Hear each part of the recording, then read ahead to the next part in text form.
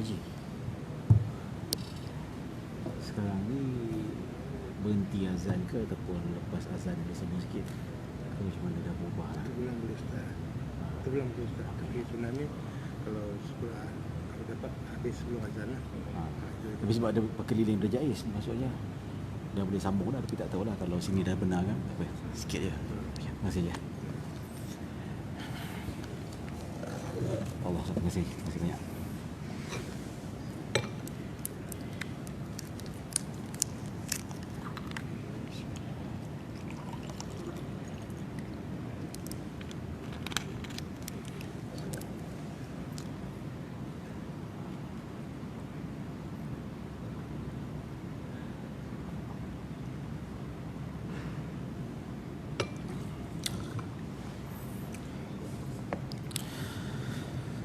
Bismillahirrahmanirrahim. Assalamualaikum warahmatullahi wabarakatuh.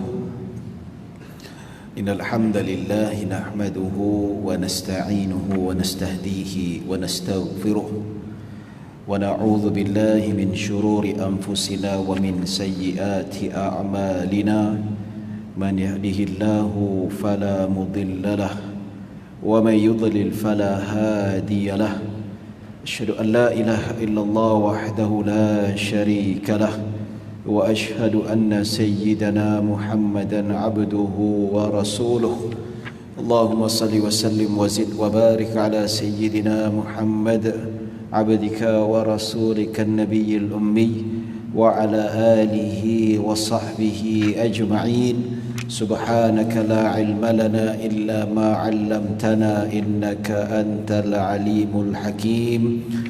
رب اشرح لي صدري ويسر لي أمري واحلل عقدة من لساني يفقه قولي. أما بعد، الحمد لله ثم الحمد لله.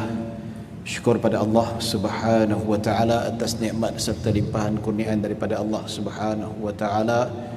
Dengan izin pada malam ini kita dipanjangkan umur, diberi nafas, diberi kekuatan, kudrat serta masa yang mana kita gunakan nikmat-nikmat ini semua untuk mentaati perintah Allah Subhanahu wa taala, dan begitu juga untuk kita mendekatkan diri pada Allah Subhanahu wa taala. Jadi justru itu, atas nikmat yang besar ini kita bersyukur pada Allah. Semoga Allah terus beri kita kesihatan. Semoga Allah terus beri kelapangan hidup pada dalam kehidupan kita, dan begitu juga Allah letakkan istiqamah dalam jiwa kita. Semoga apa yang Allah Subhanahu wa taala kurniakan kepada kita dapat kita laksanakan dengan kebaikan, yang tidak kita curahkan dengan perkara-perkara yang tidak memberi manfaat. Ya tuan-tuan dan puan-puan dirahmati Allah Subhanahu wa taala, pada malam yang berbahagia ini, pada hari Rabu, dah masuk dah kita hari Khamis lah, besok hari Khamis. Kalau ikutkan kalender Islam, Maghrib dah masuk hari baru. Jadi pada malam ini insya-Allah kita akan sambung pengajian kitab Adab Mufrad, iaitu hadis, iaitu himpunan hadis-hadis mengenai adab yang dikarang oleh Al-Imam Al-Bukhari rahimahullahu taala. Yang ini buku yang kita bincangkan ni tuan-tuan, ada dekat saya ni ada versi terjemahan. Bagus buku ni, iaitu ini cetakan Galeri Ilmu. Boleh cari dekat internet, adalah boleh beli secara online. Ya, ini pun saya dapat orang bagi, yang ada pada saya yang asli bahasa Arab penyerah. Ya, jadi buku ni bagus. Yang mana buku ini jilid yang pertama, dia ada beberapa jilid, yang buku yang menghimpunkan hadis-hadis tentang adab dan akhlak yang perlu dimiliki oleh setiap muslim dalam setiap ruang lingkup. Yang mana kita masih lagi dalam bab yang pertama, iaitu hadis-hadis tentang adab terhadap kedua ibu bapa. Yang mana pada pengajian yang lalu kita sudah bincangkan dua hadis yang mana ada beberapa orang sahabat bertanya kepada Nabi SAW, kepada siapa aku buat baik? Antara mak bapak tu kan. Of course kita ni kena buat baik, kena taat pada mak bapak kita.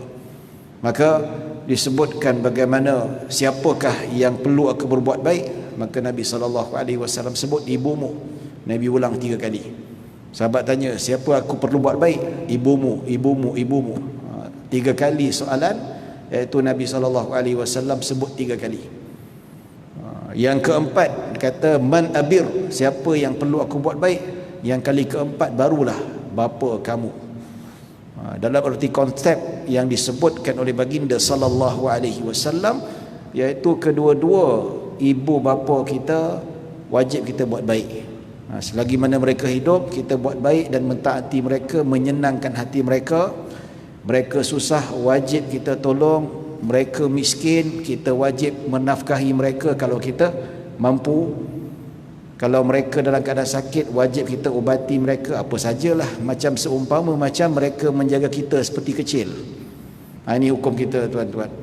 Ya, masa kita kecil, mak bapak tanggung kita. Bila mak bapak dah tua, mereka tak ada duit, tak berkemampuan nak beli makan ataupun keperluan-keperluan asas, kita yang tanggung. Kalau tak boleh kita sanggung, adik-beradik kena sama-sama kongsi untuk membiayai kehidupan kedua ibu bapanya. Dan dalam riwayat yang lalu juga disebut ada seorang sahabat bertemu Nabi SAW, ya, mana dia tanya pada Nabi, ma ta'muruni, wahai Rasulullah, apakah yang kau perintahkan pada aku?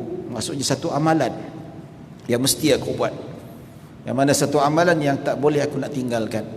Maka Nabi SAW kata birra ummak, kata buat baik pada ibu kamu. Dia ulang lagi, kemudian siapa? Nabi kata ibu kamu. Sampailah 4 kali. Riwayat tadi 3 kali, ibumu 3 kali, keempat baru bapak, ini kelima baru bapak. Ya, hadis ni cerita tentang keutamaan ibu daripada bapa itu sendiri. Tapi jangan pula ada orang salah anggap, dia kata oh 3 kali nama ibu, maksudnya bapa tu kena ada 3 ibu lah. Itu parah nama dia, tuan-tuan. Itu salah faham hadis. Ya, yang hadis satu lagi tu Nabi ulang ibumu 4 kali. Maksudnya ustaz, bapa tu mesti ada 4 ibu lah. Seronok tu, tuan-tuan. Ya, orang perempuan tak suka dengar macam tu. Ya, walaupun sedap bunyi, ya, tapi itu bukan makna hadis. Makna hadis tu kita kena menggandakan, ya, ketaatan kita, berbuat baik pada mak kita lebih daripada bapa, 3 kali ganda. Ya, maksudnya hadis ni bukanlah kata kita pinggirkan bapa, tidak, wajib juga, cuma dari segi sudut priority. Orang Indonesia kata prioritas, mak lebih utama. Ini kita dah bincangkan pada pengajian yang lalu. Ya, kalau ada perintah, ada minta tolong, pertembungan antara ibu dengan mak. Abah suruh beli apa, kata bapak suruh, dia biasa kirim apa, jangan rokok, rokok tak main lah.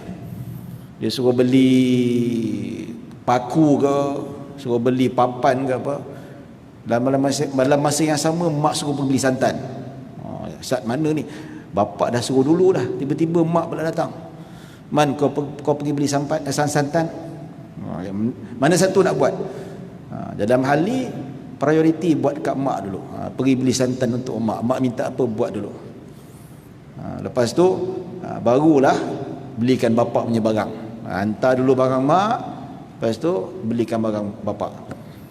Paling baik macam mana? Paling baik mak boleh mak lambat sikit beli santan, lepas tu beli paku ayah, balik sama-sama senang. So tak payah lagi nak ulang-alik pergi kedai, kan? Tak apalah, ikut suka tingkau lah, okey lah. Tapi kalau mak kata aku nak santan sekarang juga ni, nanti dah masak dah tu, ikan dah, nanti lama santan tu sampai, takut hancur ikan tu, kena beli. Tengok keadaan lah, tuan-tuan, ya.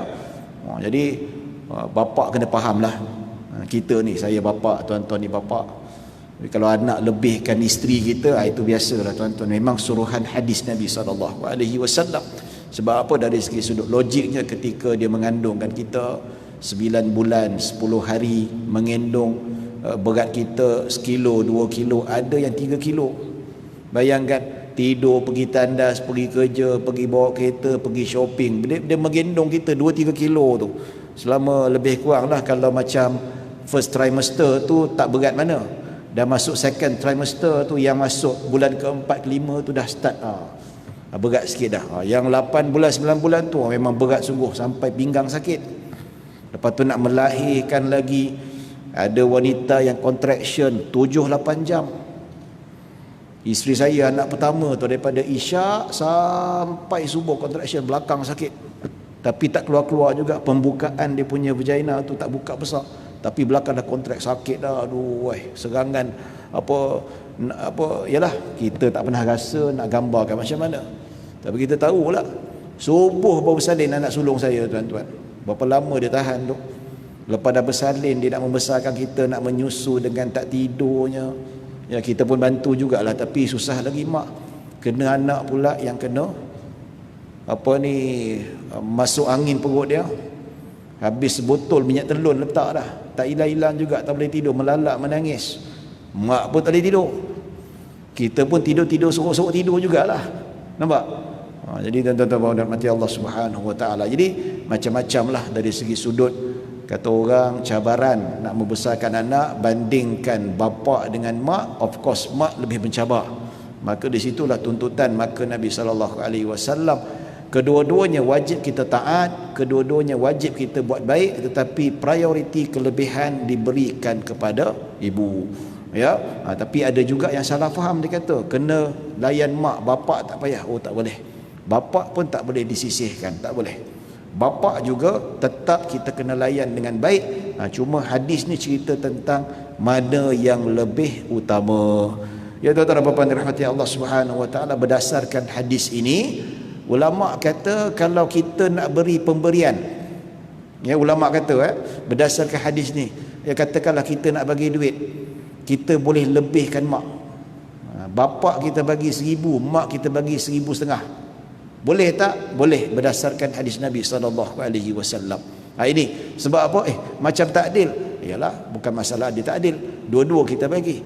Tapi dari segi sudut kepentingan dan keperluan, dan begitu juga kelebihan, memang dah Nabi SAW sebutkan dalam nas ataupun hadis yang jelas. Itu tuan-tuan dirahmati Allah Subhanahu Wa Taala. Jadi kalau lebih baik tu kalau kita tengok ikut keperluan lah.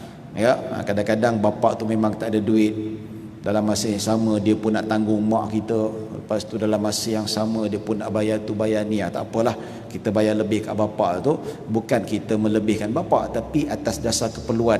Itu lain cerita. Lain cerita.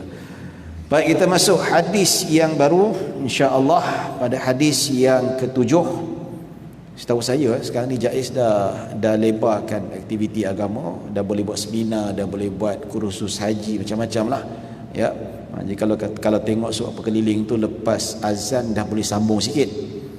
Jadi insya-Allah tengoklah, kalau boleh saya habiskan sebelum Isyak 8.16. Kalau tak sempat kita nak kita sambung lepas Isyak sikit lah. Pasal apa? Berhenti sebelum Isyak ni payah. Dia macam break emergency. Kalau break emergency kan tak best, mengejut macam tu. Jadi mengejut tu dia punya ending dia tak sedap. Jadi bila sambung sikit lepas azan tu kita tahulah nak nutup macam mana. Ya. Baik, kita masuk hadis yang ke-7.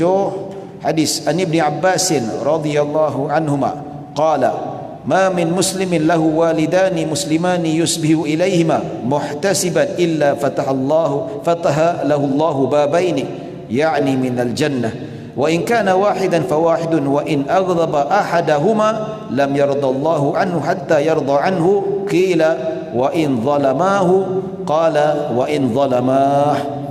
Daripada Sayyidina Ibnu Abbas radhiyallahu anhu, beliau berkata, tidak ada daripada seorang Islam yang mempunyai ibu bapanya yang kedua-duanya adalah Islam. Ya, dia nak cerita tentang tanggungjawab kita seorang Islam nak menjaga kedua-dua ibu bapa kita yang Islam.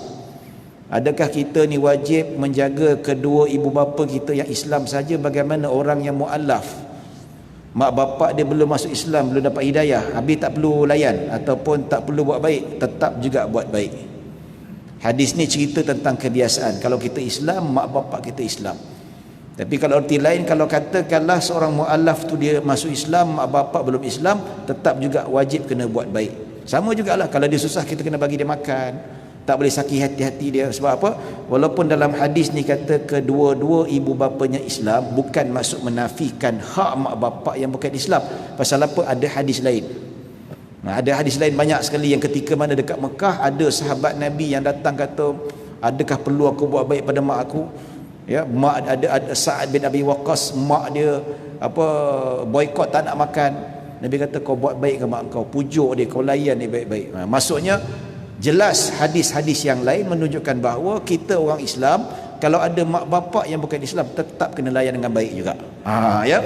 Baik, di mana dia sabar terhadap kedua-duanya. Ini ceritalah kalau mak bapak kita ada perangai, anak-anak yang sudah berumur, ada fasinya, ada ya karenah-karenah yang kadang-kadang geram betul orang tua ni. Ya. Jangan cakap kat mulut. Terlepas kat hati tu biasalah tuan-tuan, tapi jangan diluahkan dekat mulut, dah jadi dosa lah. Apatah lagi kalau dia dengar memang satu perkara yang menyakitkan hati. Ya, dia bersabar terhadap kedua-duanya, melainkan Allah membukakan baginya kedua pintu. Ya, kalau dia sabar, dia layan karenah mak bapak dia, tak kiralah macam mana sekalipun, ya, maka Allah Subhanahu Wa Taala akan bukakan dia dua pintu, yakni daripada syurga. Subhanallah, Allah bagi dia dua pintu. Pintu syurga ni besar tuan-tuan, ya, daripada beratus-ratus kilometer kalau ikut dalam hadis Riyadhus Salihin tu, punya besar pintu syurga tu. Allah bagi dua pintu. Sebab apa? Dia buat baik pada kedua-dua ibu bapa dia, sabar dengan kaedah kedua ibu bapanya tuan-tuan. Ya, tak payah dua pintu, satu pintu syurga pun cukup lah. Tak payah pintu syurga dibuka penuh, buka sikit kita dapat masuk. Subhanallah. Bak kata orang ni dalam hadis nak menunjukkan bahawa pintu syurga tu pun dah nikmat besar dah. Nampak pintu syurga Allah Subhanallah, dia punya terpegun. Bak kata orang tak pernah lihat kecantikan dekat dunia, tak pernah terlintas macam ni punya cantik, belum lagi masuk dalam tuan-tuan. Ya, baik. Okey. Dan jika dia bersabar terhadap seorang, maka dibuka baginya satu pintu. Kalau mak bapak dia tinggal seorang saja, mungkin mak dah meninggal, tinggal bapak. Ya, adapun tinggal bapak, tinggal mak. Bapak dah meninggal, tinggal mak. Mak dia dah apa semua, dia sabar dengan karenah dan sebagainya, maka Allah bukakan dia satu pintu. Jadilah tuan-tuan, ya, daripada kita tak layan, kita durhaka, pintu syurga tak dibuka untuk kita, maka dibuka apa? Dibuka pintu neraka untuk dia kalau dia menyakiti kedua-dua ibu bapanya. Baik, jika dia membuatkan salah seorang dari kedua-dua ibu bapanya marah, ya, tak payah dua-dua, dia buat salah seorang, mak atau bapak dia. Ada kes orang ni, mak dia jaga hati mak dia, tapi bapak dia buat selamba dia je, memang buat tak tahu, duk tengking, duk marah, apa-apa sajalah yang memungkinkan bapak kecil hati. Hadis kata cukup seorang, salah seorang, tak perlu dua-dua, cukup seorang saja, maka Allah tidak sesekali meredainya. Nampak tu? Allah tak redha walaupun salah seorang.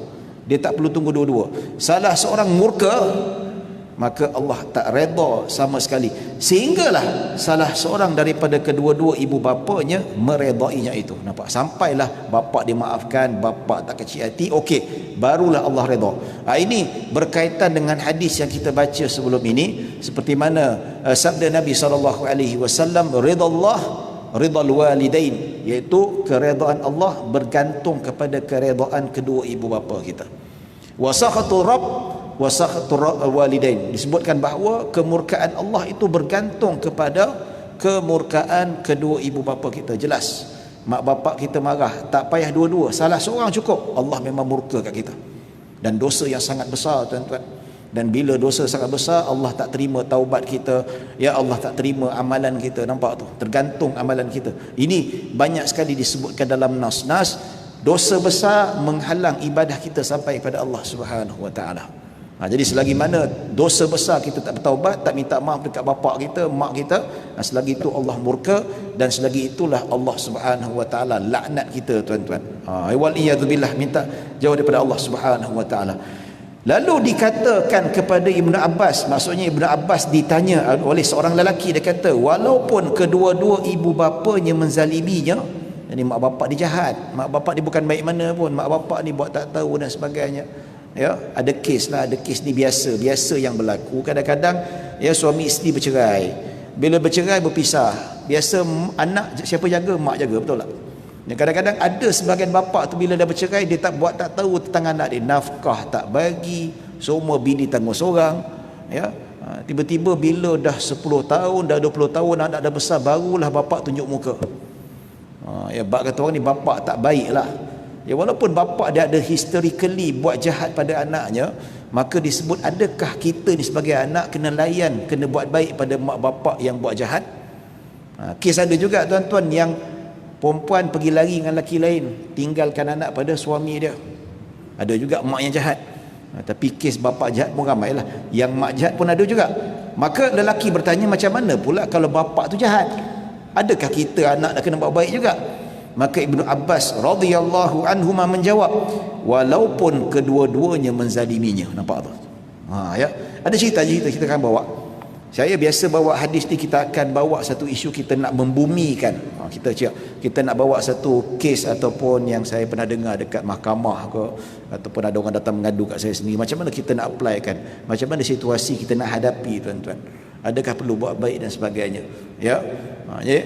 Jadi konklusinya, kalau bapa tu jahat sekalipun, dia tu tak baik dengan kita, tapi dalam erti kata hak sebagai bapa, kita sebagai anak kena jaga. Bapa jahat macam mana sekalipun, mak jahat macam mana sekalipun dekat kita, tak boleh tinggi suara. Tak boleh kata itu nampak tak? Ni ada orang kata, inilah bapa jahat, bapa tak guna. Pergilah engkau pergi mampus macam tak boleh. Haram walaupun bapa tu menzalimi kita. Ya, dan sama juga hak mak bapa yang jahat ni wajib dihormati. Marah-marah tapi hak kena jaga juga. Kalau dia susah, kita wajib tolong. Tapi ada beberapa kes yang boleh kita kata orang dinilai balik. Bukan dinilai lah, maksudnya ada peruntukan syarak. Sebab ada satu kes yang ni kawan saya cerita, dekat pejabat agama daerah, mahkamah kaunseling dan sebagainya. Jadi bukan, dia kaunselor kerajaan Putrajaya ni, tuan-tuan, kawan dia. Panggil dia Tuan Haji lah, saya tak bersebut nama dia. Yang mana ada seorang staf kerajaan ni, dia ni memang handle isu-isu masalah depression, masalah rumah tangga di kalangan kaki tangan kerajaan. So dia jumpa ada seorang perempuan ni, tuan-tuan, memang mak bapak dia bercerai semenjak dia kecil. Tak tahulah bila exactly mak bapak dia berpisah. Jadi selepas berapa lama bapak dia timbul balik. Ya. Jadi ni tak pernah jaga, tak pernah bagi duit nafkah dan sebagainya. Tapi mak dia tu baiklah, walaupun bagaimanapun dia tak pernah buat baik, walaupun tak pernah ziarah, tiba-tiba muncul, dia bagilah hak sebagai bapa nak ziarah anak dia. Ziarah jumpa. Tapi hubungan tu memang tak berapa nak baiklah, dia kata. So fitrah lah, tuan-tuan, bapa tak pernah jaga, dia pernah hidup dengan mak dia yang bersusah payah membesarkan adik-beradik, bapa buat tak tahu. Jadi bapa dia selalu minta duit. Yalah, dah makin tua kan, kerja tak ada, mungkin dalam keadaan hidup susah dan sebagainya. Dan sampai satu tahap bapa dia ni ada berkawan dengan seorang lelaki. Lelaki ni bak kata orang berduit. Jadi bapa ni dia datang dekat anak perempuan ni, abah nak kau kahwin dengan dia. Ini cerita ada orang yang berciri-cirikan penunggang agama, dan tuan-tuan. Ya. Sebab bapa dia ni adalah belajar sikit-sikit. Tuan-tuan memang tahu, kadang-kadang kalau kita tengok pendapat majoriti ulama termasuk mazhab Syafi'i, bapa dengan datuk, bapa dulu, bapa ada kuasa ijbar ataupun ada kuasa memaksa anak gadisnya berkahwin dengan lelaki pilihan dia. Cerita belum habis, ada syarat-syarat dia. Jadi dia tahulah, tuan-tuan belajar juga. Masa kecil-kecil belajar kan, bapa macam saya ada anak dara, saya berhak paksa anak saya kahwin dengan lelaki pilihan saya, walaupun dia tak setuju. Dia masuk bilik, hentak katil, hentak kepala, dia tak setuju, saya nikahkan dia, ada mahar, ada 2 saksi, sah, walaupun dia tak suka. Itu hakikat yang disebutkan oleh para fuqaha dan sebagainya. Ya, ada memang ada mazhab kata bapa tak ada kuasa paksa, tapi dalam hal ni, jadi bapa dia ni, dia tahu dalam fiqh dia kata bapa dia ni ada kuasa ijbar, ada kuasa paksa. Maka walaupun dalam hidup sejarahnya memang tak pernah ambil tahu pasal anak dia sini, ya, dan anak dia tak berapa suka dengan bapa dia, itu biasalah, tuan-tuan. Ya, memang tak pernah jaga dia, tiba-tiba pula dia kata, walaupun abah tak membesarkan kau, tapi aku tetap bapa engkau. Ya, abah kau nak berkahwin dengan lelaki dah ada duit.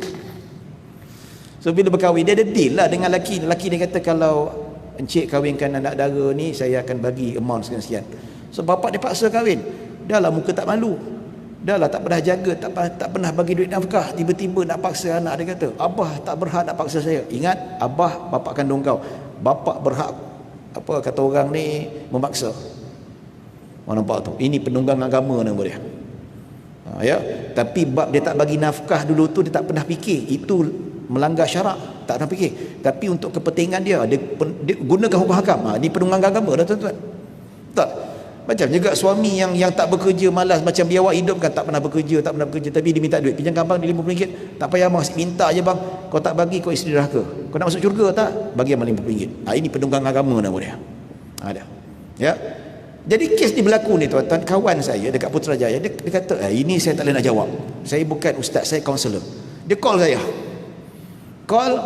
dia kata boleh message lah, Syekh, ada kes besar ni nak selesaikan. Ada kita nak berjumpa dengan masalah orang yang ada masalah, ialah masalah keluarga, dia tengah kaunseling, dia kata, tapi bab hukum hakam ni, tapi nak kalau boleh nak selesaikan sekarang, tapi kebetulan memang saya free masa tu. Dia kata okey, call lah. So call boleh tak pakai apa hands free, maksudnya dia boleh dengar juga. So bila macam tu dia cerita dia pun cerita juga, saya tanya kisah dia macam mana. Dan saya kata cerita macam ni juga, dia kata memang betul bapa ada kuasa untuk memaksa. Tapi dalam mazhab Syafi'i, dalam kitab-kitab fiqh mazhab Syafi'i ada 3 syarat. Kalau cukup 3 syarat ini, maka bapa berhak untuk paksa anak gadisnya untuk berkahwin dengan lelaki bukan pilihan dia. Kalau 3 syarat tak cukup, bapa tak ada kuasa pemaksaan. Dan ketika itu kalau anak tak nak ikut paksaan bapa dia, tidak dikira sebagai derhaka. Baik, pertama apa? Pertama syaratnya antara bapa dengan anak tidak ada permusuhan. Ini syarat yang ditetapkan oleh ulama mazhab Syafi'i. Berdasarkan ada hadis lah, ada hadis Nabi SAW. Of course, hukum fiqh ni berdasarkan Al-Quran dan Sunnah. Dan kedua, disebutkan bahawa bapa dia tu kalau nak nikahkan dengan lelaki, lelaki tu mampu untuk membayar mahar. Tapi kalau dia paksa lelaki untuk bernikah dengan anak dia, bernikah dengan lelaki itu, tapi lelaki itu tak ada duit nak bayar mahar, tak boleh paksa. Tak sah kalau dia paksa. Kalau dia paksa juga nikah tak sah. Dia boleh malah boleh difasahkan tuan-tuan. Ya. Baik. Tapi isu mas kahwin tak ada masalah. Kat Selangor berapa, RM80, RM90, murah aja. Johor lagi lah RM22, zaman Tok Kadok tak berubah sampai sekarang. Ya tak? Tapi kalau Kelantan lain, Kelantan dia tak ada tetap. Hantaran itulah mahar tuan-tuan. RM5,000 lah mahar. Nampak? Ya, tapi betul-betul yang kita kata apa, Kelantan lah yang memang itu lebih afdal kan. Tapi kalau yang ditetap oleh kerajaan tak ada masalah, no problem. Hantaran tu adat tak ada masalah, boleh ditentukan.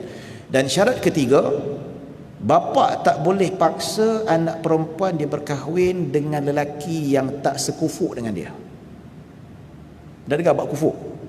Kufuk ni setaraf kedudukan. Kita bincang nanti depan ni. Pun ada kes juga. Ada kes juga. Tak apa, kita cerita habis ni. Kita habis cerita satu. Saya kata, baik. Dia kata, kalau saya kata balik, ikutkan you punya klien ni, kawan saya kaya, dia kata, dia ni tak baik dengan bapak dia. Perempuan tu menyampuk, you ustaz, saya duk bergaduh dengan bapak saya. Yalah, bapak tak pernah beritahu. Tiba-tiba paksa, lepas tu minta duit, dia benda geram lah, benda tu biasa, natural dan sebagainya. Jadi dia kata, kalau ikutkan sebenarnya, ikut syarat yang pertama tak lepas dah, sebab perhubungan ada permusuhan antara bapa dengan anak. Ya, permusuhan tu baik atau tidak, boleh atau tidak, itu perkara lain. Dia ni bermusuh dengan bapa dia, tak tahu dosa, itu cerita lain tuan-tuan. Tapi nak cerita syarat, boleh tak bapa paksa? Syarat pertama, tak boleh ada krisis antara anak dengan bapa. Kalau ada, tak boleh paksa. Kalau boleh paksa macam mana? Saya ada anak perempuan, anak saya relationship bagus, saya bagi nafkah dia bagus, layan dia bagus, tak pernah menzalimi dia, dia pun tak ada benci saya, saya boleh paksa dia.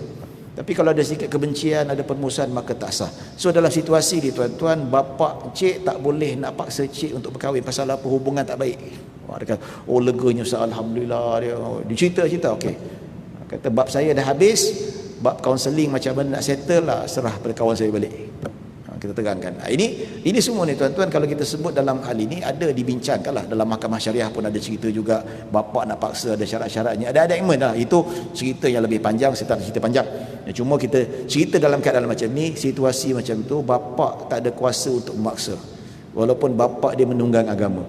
Dalam hal ini bapa dia nak memaksa dia dalam keadaan zalim. So bagaimana kalau dia menolak permintaan bapa dia, dikira sebagai tidak berdosa lah tuan-tuan, sebab hak dia. Betul tak? Melainkan kalau hubungan dia baik, lelaki itu mampu untuk bayar mahar, dan lelaki itu yang disebutkan sekufuk dengan anak gadis dia. Tapi kalau dalam hal ini bapa berhak untuk paksa anak dia, anak gadis dia. Nampak? Ya. Tapi kalau dia tolak juga, dikira berdosa lah. Tapi dalam hal ini tuan-tuan, cerita hukum bukan suruh kita buat. Tapi dalam mazhab Syafi'i pun dia kata lebih afdal minta izin. Ya. Dia kata tak digalakkan, okey boleh paksa, mesti paksa. No, lebih afdal minta izin. Maksudnya lebih bagus, lebih besar pahala, lebih sunat untuk kalau bapa minta izin pada gadis yang masih lagi belum pernah berkahwin ataupun pernah dicerai janda dan sebagainya. Jadi hukum dia macam tu jelaslah, digalakkan. Kan dalam hadis kata anak gadis kalau dia senyap, maksudnya setujulah. Maksudnya kita tanya persetujuan dia. Nampak tu? Daripada kita terpaksa-paksa ni mungkin akan memberi satu gambaran ataupun hasil intipati perkahwinan yang tak berapa nak baik. Tuan-tuan dan puan-puan dirahmati Allah Subhanahu Wa Taala. Dalam macam ni, kalaulah isu macam ni, kalau anak menolak boleh.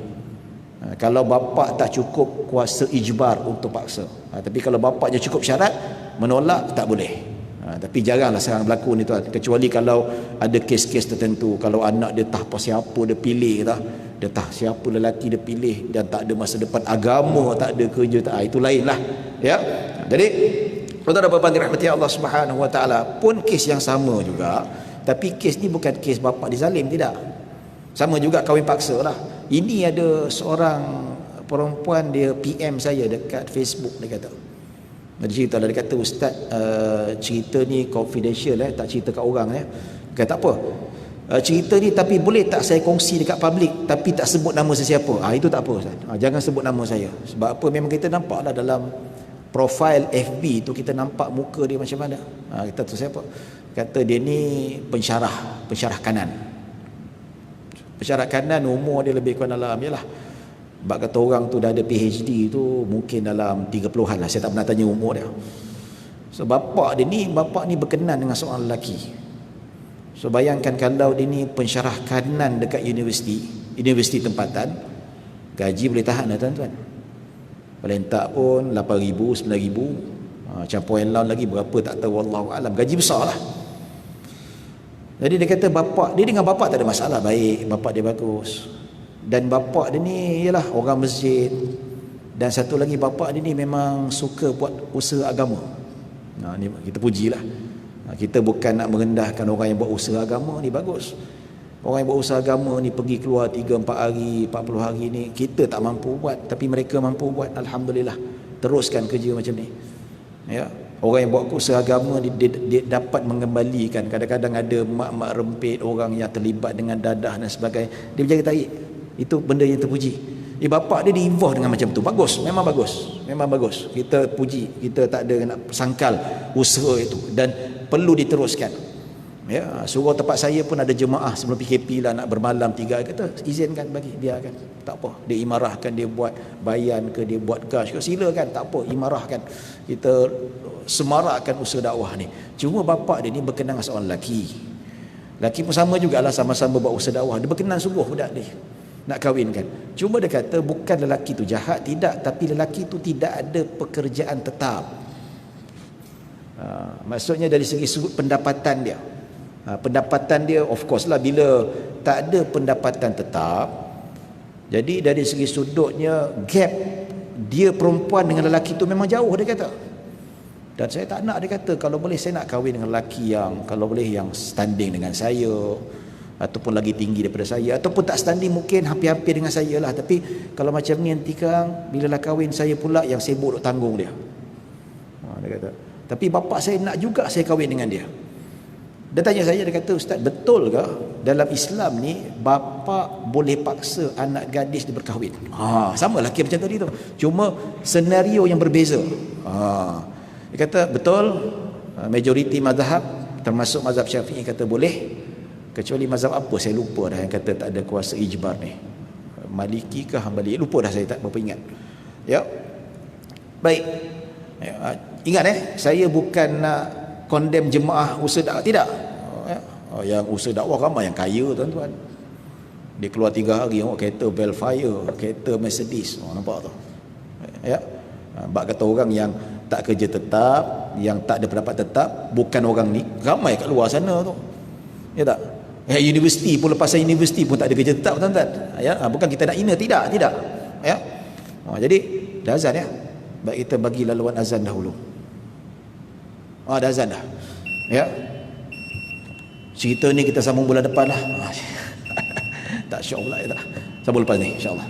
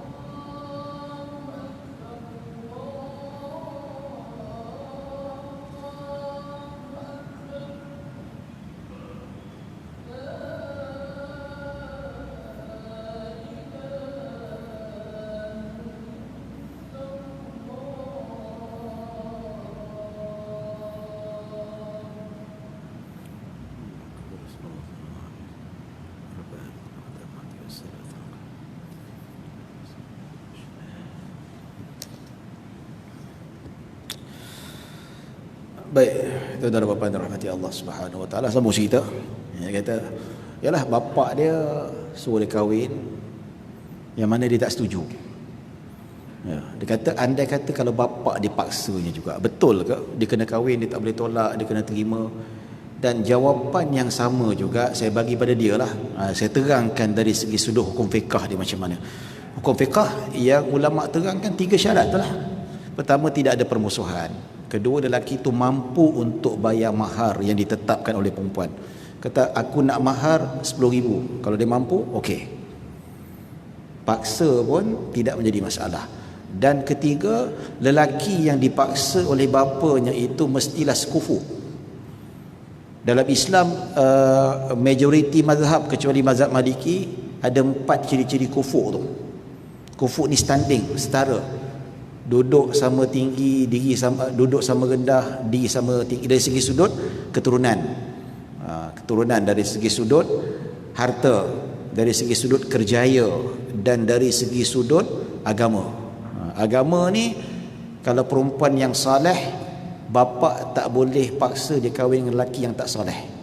Jadi perempuan yang semayang, tutup aurat, tiba-tiba bapa paksa dia kahwin dengan lelaki yang jenis tak sembahyang, tak boleh. Paksa tu tak sah. Kedua, dari segi sudut harta, kalau anak gadis yang kaya, contoh saya ada anak gadis yang kaya, duit banyak, so saya paksa dia kahwin dengan lelaki miskin, ini pun paksaan tak sah. Ya, ada hikmahnya tuan-tuan. Dan ketiga, kerjaya. Kerjaya, herfah, dalam bahasa Arab sebut herfah. Herfah maksud dia apa? Kalau macam ni, kes samalah. Yang anak perempuan dia tu memang pensyarah kanan, ada PhD, kelulusan tinggi, dikahwin dengan lelaki yang kerjanya ialah tak standing dengan kerja, gajinya, ya, daripada sudut profesionalismnya tuan-tuan. Jadi ini tak boleh paksa. Bapa tak boleh paksa macam ni. Kalau dia paksa juga, tak, anak boleh pergi buat aduan dekat mahkamah, boleh fasahkan nikah tu. Hakim wajib fasahkan kalau si perempuan tidak sah. Katakanlah yang pensyarah kanan ni, yang perempuan ni, bapa dia kahwinkan juga, tak kira, panggil saksi apa semua, nikah, siap bayar mahar semua. Dia pun pergi dekat mahkamah syariah, saya tak puas hati, saya tak nak. Sebab apa? Bapa saya nikahkan saya dengan lelaki yang tak sekufu dengan saya. So hakim wajib fasahkan nikah. Nampak tu? Ya. Dan keturunan, maksudnya kalau wanita ini keturunan bangsawan, bapa dia paksa kahwin dengan lelaki orang kebanyakan, so pun juga si anak boleh minta batalkan nikah ni. So tuan-tuan, dalam hal ni tuan-tuan, Islam tidak memilih ataupun tidak membezakan darah, tidak sama sekali. Islam manusia semua sama, miskin, kaya semua sama. Cuma hukum kufur ni dalam nikah untuk memelihara keharmonian rumah tangga. Sebab kita kata bangsawan tak layak kahwin dengan lelaki banyakan. Wah, ini macam Islam memandang rendah orang yang berdarah rendah. Tak ada. Sama di sisi Allah. Bangsawan ke tak bangsawan ke, tengku ke bukan tengku, Syed Sharifah ke, siapa buat baik masuk syurga, siapa buat jahat tak kira apa keturunan sekalipun masuk neraka tuan-tuan. Betul tak? Ya. Tapi Islam sama sekali tidak memandang rendah, cuma untuk mengharmonikan rumah tangga. Dan Islam tidak membezakan kaya dengan miskin. Malah Islam kata kaya wajib bantu si miskin. Tapi kenapa pula perempuan kaya tak boleh kahwin dengan perempuan miskin? Ini nak untuk mengharmonikan rumah tangga. Cuma ingat, ulama kata, tapi kalau perempuan tu redha, tak ada masalah. Contoh kan, bapak dia kata kahwin dengan lelaki ni lah, ya, kau okey, kau ni pensyarah kanan, tapi kahwin dengan lelaki ni yang gaji kerani, boleh tak? Bukan hina kerani, tidak tak apa bah, tak kisah bang, saya tak kisah, no problem, kerani pun kerani lah. Tapi kalau nak perempuan dia okey, no problem, tak ada masalah. Kalau kata anak gadisnya, kita ni keturunan diraja, nak kau kahwin dengan lelaki kebanyakan, tak apa bah, saya tak kisah bah, okey, yang penting muka macam muka K-pop. Tak? Jadi okey, nikah, no problem, tak ada masalah. Tapi kalau masalah kalau anak tu tak nak, takut apa kalau bangsawan dikahwini dengan lelaki bukan bangsawan, takut nanti berlaku seperti zaman Nabi, iaitu Zainab binti Jahash dikahwinkan dengan Zaid bin Harisah. Zainab binti Jahash keturunan Quraisy, pembesar Quraisy, satu keturunan ataupun bangsa yang sangat dihormati oleh masyarakat Arab ketika itu. Dikahwinkan dengan Zaid bin Harisah, lelaki bekas hamba dan keturunan bukan bangsawan. Jadi bila dia dipaksa kahwin, jadi dia macam tak suka, dia nak kahwin dengan lelaki yang sama standard dengan dia. So bila dikahwinkan juga, maka Zainab ni kurang hormat pada Zaid. Kurang hormat. Pasal tu lah nak elakkan benda macam ni lah tuan-tuan. Ya. Maka Zaid bin Harithah mengadu pada Nabi, isteri aku tak hormat aku sangat, dia kata tak berapa nak layan aku sangat, mentah-mentah aku ni bekas hamba. Dia kata kau ceraikanlah dia, biar dia cari lelaki yang sekufuk dengan dia. Tak nak macam ni tuan-tuan. Ya, kalau kita paksa anak gadis kita kahwin dengan lelaki perempuan, anak kita perempuan yang kerjaya besar, kita paksa kahwin dengan lelaki yang gaji kecil, takut nanti isteri tak hormat pada suami dia. Kau siapa kau kerani, aku di pensyarah kanan tau, abang tak payah nak arah-arah saya. Nak elakkan itu je sebenarnya, bukan sebab nak membezakan darah, tidak. Itu cantiknya fiqh Islam ni tuan-tuan. Ya, jadi secara naturalnya perempuan dia suka kahwin dengan lelaki yang standing dengan dia ataupun lebih tinggi, paling tak pun rendah sikit pun tak apalah tuan-tuan. Tapi tak adalah nanti dia gaji 7-8 ribu, rumah pun dia nak kena bayar, kereta pun nak kena bayar, sekolah anak pun nak kena bayar. Ya dah suami tak mampu, nak buat macam mana? Betul tak? Dia tak ada yang perempuan, tapi ada juga perempuan yang tak kisah. So no problem tuan-tuan. Sebab apa? Kufur dalam nikah ni bukanlah satu syarat kemestian yang wajib, tidak. Asal tak standing tak boleh, tidak. Dia ikut keredaan wali dengan wanita itu sendiri. Tapi kalau tak redha, bapa sama sekali tak boleh paksa. Bapa sama sekali tak boleh paksa. Bahkan kalau anak dia yang kaya, ya, berkahwin dengan lelaki miskin, kehendak dia, wali tak setuju. So wali juga boleh pergi mahkamah minta batalkan. Itu hak wali. Ini hukum lah, tak semesti suruh jadi tuan-tuan. Ini kita lihat seni fiqh. Kenapa? Sebab elah dia wujudnya kafaah ni untuk mengharmonikan rumah tangga, untuk pastikan kaedah kehidupan itu dapat dihidupkan dengan serasi. Tapi kalau di sebaliknya, tak kisah, tak apalah, abang tak ada kerja pun tak apa, saya tanggung abang. Yang penting abang duduk rumah, tolong basuh baju, tolong masak apa semua, no problem lah kalau dua-dua redha. Ya, itu tuan-tuan dirahmati Allah Subhanahu wa taala. Jadi dalam hal ni saya kata, kalau walaupun bapa tak ada kuasa untuk memaksa sebab dia nak kahwinkan saya dengan lelaki yang tidak sekufu, tapi bila saya tolak, adakah ini dikira sebagai saya menderhaka pada dia? Saya kata dalam hal ini tidak dikira sebagai menderhaka. Sebab apa? Ia melibatkan hak kamu. Dan kalau bapa paksa juga, seolah-olah macam bapa tu mencabuli hak perempuan. So kalau bapa dia menolak, kalau anak dia menolak sikap bapa yang cuba nak mencabuli hak anak dia, maka penolakan itu tidak dikira sebagai menderhaka. Kata, oh lega ustaz, alhamdulillah, dia kata. Tapi saya sarankan cakap baik-baik, pujuk baik-baik, jangan sampai bapa kecil hati. Walaupun kamu berhak untuk menolak, tapi cakap baik-baik, pujuk baik-baik. Ya, kalau tak nak dengar cakap juga, pakai orang tengah ke yang bapa respect dan sebagainya. Sampai okey tak apalah, kau kahwin dengan siapa yang kau nak, asalkan baik. Yang tu. Ya, ada kes orang jumpa saya, dia kata dia dapat tawaran untuk pergi haji. Pernah saya cerita sebelum ni. Mak dia tak bagi. Kata, ustaz boleh tak saya dapat surat tabung haji nak pergi haji, tapi boleh tak saya batalkan? Dia tak boleh, kata. Tapi mak saya tak bagi. Pasal apa? Dia kata, awak seorang ke yang nak jaga mak? Saya ingat kalau dia pergi haji, tak ada siapa nak jaga mak dia. Kalau betul-betul kalau dia pergi haji, mak bapak dia mak dia tak ada siapa nak jaga, okeylah. Ya, nanti mati mak dia, sakit siapa nak jaga? Kita apa? Rupanya ada 6 adik-beradik lain. Boleh jaga. Kenapa pula suruh adik-beradik lain? Suruh adik-beradik yang lain jaga. Tak boleh, mak saya nak saya jaga. Rupanya dia ni anak manja. Ya, mak dia ni memang melekat dengan dia tuan-tuan. Ya, macam mana ustaz? Tak boleh tarik diri. Tetap ini hak Allah. Ya, antara hak mak dengan hak dengan Allah, wajib utamakan Allah. Kena pergi haji. Sebab apa? Haji rukun Islam. You dah ada kemampuan, you dah ada panggilan, ada subsidi kerajaan lagi. Ya, tapi mak saya pujuk baik-baiklah. Pujuk baik-baik. Tapi kalau saya pergi haji juga, mak saya marah, derhaka tak? Tak derhaka. Sebab apa? You jalankan tanggungjawab sebagai hamba Allah. Malah kalau you tolak tawaran haji ni, ikut kata mak, you derhaka pada Allah Subhanahu wa taala. La ta'ata li makhluqin fi maksiatillah. Tidak ada ketaatan pada sebarang makhluk untuk melanggar perintah Allah. Nampak tu? Kecuali kalau you pergi haji, adik-beradik lain tak ada nak jaga. Kalau you pergi haji, memang mak kita mati kelaparan, tak ada siapa nak bawa pergi medical check up, itu yes, boleh tolak. Ya. Tapi adik-beradik 6 orang ada lain dia jaga. Cuma mak dengan ada je, itu je. Kadang-kadang ada pasal dah tua lah kan. Macam mana ustaz? Pujuk baik-baik. Ya. Pujuk, kata pujuk pandai-pandai lah, you anak dia kan. Ya. Cara pujuk paling baik senang. Bawa pergi Habib Jewels ke, Pohkong ke, redha lah dia nanti tuan. Beli emas sampai sini ke, okey. Ya tak? Dia pandai lah. Jadi tuan-tuan dan puan yang rahmati Allah Subhanahu wa taala, ya. Cukup sekali itu saja kita dapat sampai kita kongsikan, mudah-mudahan kita mendapat manfaat daripada pengajian pada malam ini. Kesempatan ini saya mohon maaf kalau ada salah silap, kalau ada kekurangan, yang baik hanya daripada Allah Subhanahu wa taala. Kekurangan kesilapan datang daripada diri saya sendiri. Aku qauli hadza wa astaghfirullahal azim li wa lakum wa lisairil muslimin wal muslimat wal mu'minina wal mu'minat. Bismillahirrahmanirrahim. Allahumma ja'al jam'ana hadza jam'an marhuma wa tafarraqana min ba'di tafarruqan ma'suma.